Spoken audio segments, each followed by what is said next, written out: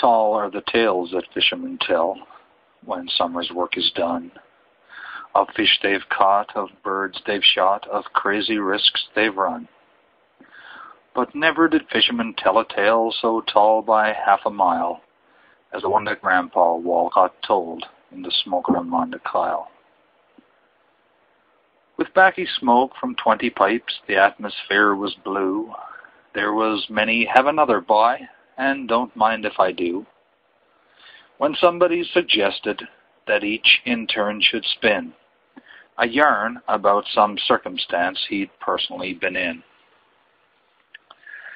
The tales were told of barrels bent to shoot around a cliff, of men thawed out and brought to life who had been frozen stiff, of bark pots carried off by flies, of pathways chopped through fog, of woodsman Bill who barefooted kicked the knots from a 12-inch log.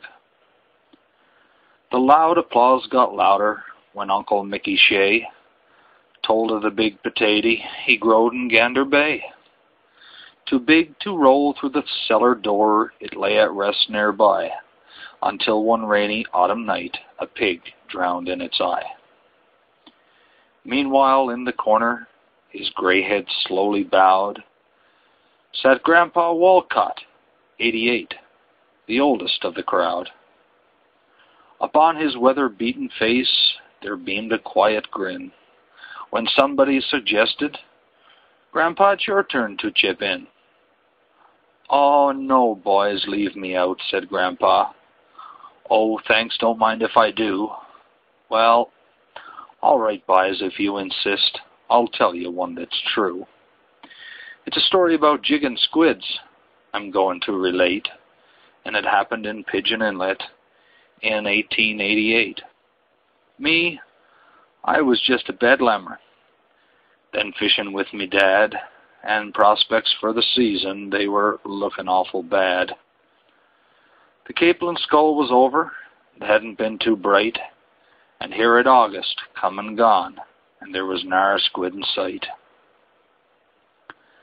Day after day we searched for squids, from dark till the crack of dawn. We dug up clams and cockin' hens, till even those were gone. And still no squids, so in despair we give it up for good, took our gear all ashore, and went cutting firewood. Now, one morning, while out in the woods with all the other men, and wondering if we'd ever see another squid again, Father broke his axe that day, so we were the first ones out. And as we neared the landwash, we heard the women shout, "Come hurry, boys, the squids are in."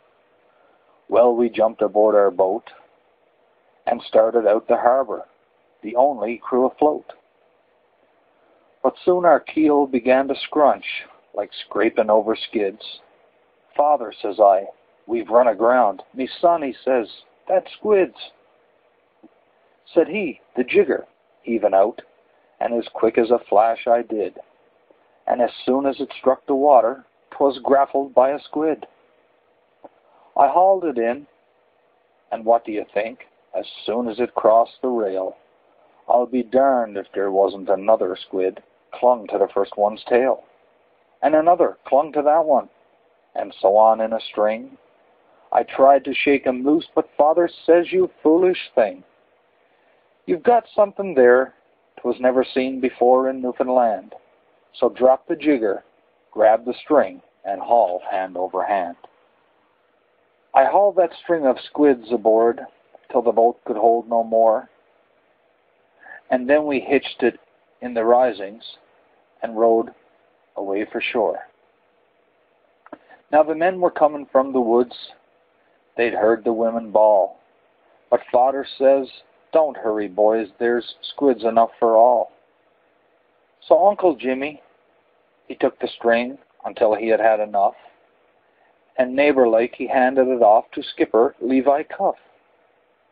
Well, from stage to stage that string was passed throughout the whole night long, till daylight found it in Eastern Point with Uncle Billy Strong. Now Uncle Billy, quite thoughtfully before he went to bed, took 2 half-hitches of the string round the grump of the stage head. Next morning Hartley's Harbour heard the news, and up they come, in a trap skiff with 3 pair of oars to tow the string down home. And when Hartley's Harbour had enough the following afternoon, the string went on from place to place until it reached Carpoon. Now, what happened to it after that, well, I don't exactly know, but some folks say it was crossed the straits and it ended in Forteau. Yes, tall are the tales that fishermen tell when summer's work is done, of fish they've caught, of birds they've shot, of crazy risks they've run. But never did fishermen tell a tale so tall by half a mile as Grandpa Walcott told that night in the smoker room on the Kyle.